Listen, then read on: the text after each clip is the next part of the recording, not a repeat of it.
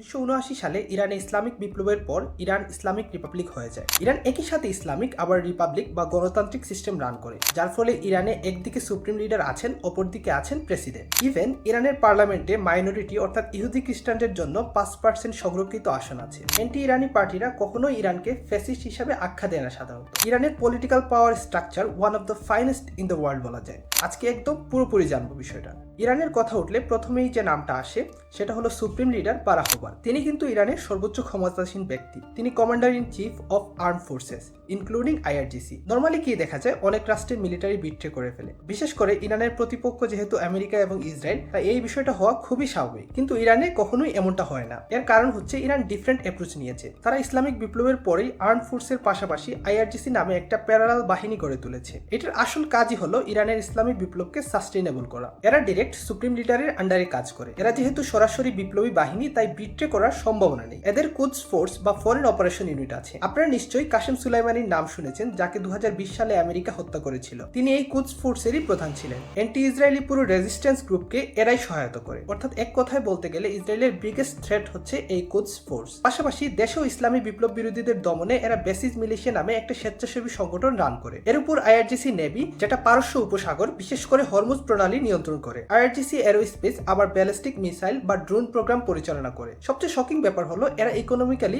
অনেক পাওয়ারফুল। নিজস্ব ব্যবসা, নির্মাণ কোম্পানি, তেল গ্যাস প্রজেক্ট সবখানেই এদের প্রভাব রয়েছে। ধারণা করা যায় ইরানের অর্থনীতির একটা বিশাল অংশ এদের নিয়ন্ত্রণে আছে। এই আইআরজিসি মূলত ইউএস এবং ইসরায়েলকে এত বছর ধরে নাকানি চুবানি দিয়ে আসছে। সুপ্রিম লিডারের দ্বিতীয় দায়িত্ব হলো তিনি বিচার বিভাগ, সংবাদ মাধ্যম এবং মিলিটারি নিয়ন্ত্রণ করেন। ইরানের গার্ডিয়ান কাউন্সিল নামে একটা গ্রুপ আছে, যেটার অর্ধেক সদস্য সংখ্যা নিয়োগ দেন সুপ্রিম লিডার। পাশাপাশি যে কোনো বড় সিদ্ধান্ত সুপ্রিম লিডার নিতে পারেন। প্রধান বিচারপতি নিয়োগও সুপ্রিম লিডার দেন। পররাষ্ট্র নীতি এবং পারমাণবিক পলিসি সুপ্রিম লিডারের নিয়ন্ত্রণে। সুপ্রিম লিডার কে হবেন সেটা নির্বাচন করে অ্যাসেম্বলি অফ এক্সপার্ট। সাধারণত মেয়াদ থাকে লাইফ টাইম, কিন্তু অ্যাসেম্বলি চাইলে তাকে যে কোনো সময় অপসারণ করতে পারে। অ্যাসেম্বলি অফ এক্সপার্টস কারা? এটি 88 সদস্যের একটা প্যানেল, সবাই উচ্চপদস্থ শিয়া আলেম বা মুস্তাহিদ। এদের কাজ হলো সুপ্রিম লিডারের কাজ পর্যবেক্ষণ করা। এদের নির্বাচন করে ইরানের জনগণ প্রায় 8 বছর পর পর ভোট দিয়ে। তবে যে কেউ চাইলেই নির্বাচন করতে পারবে না। এর জন্য আবার গার্ডিয়ান কাউন্সিলের পারমিশন নিতে হয়। পরে প্রতিটা আসনে ভোটাভুটি হয় এবং বিজয়ীরা এই কাউন্সিলে ঢুকেন। সাধারণত শিয়ারা তাদের ধর্মীয় নেতাদের খুব ফলো করে, যার ফলে এই কাউন্সিলের প্রভাব পুরো ইরান জুড়েই অনেক বেশি। এরপরে আসে প্রেসিডেন্ট। তিনি রাষ্ট্রপ্রধান। অর্থনীতি, প্রশাসন এবং ডিপ্লোমেসি তিনি দেখাশোনা করেন এবং প্রতি 4 বছর পর পর নির্বাচিত হন। কিন্তু 2 মেয়াদের বেশি তিনি নির্বাচিত হতে পারবেন না। তাকে নির্বাচন করে ইরানের পার্লামেন্ট। ইরানের পার্লামেন্টের নাম হলো ইসলামিক কনসালটেটিভ অ্যাসেম্বলি, যেখানে 290 জন মেম্বার্স অফ পার্লামেন্ট আছে,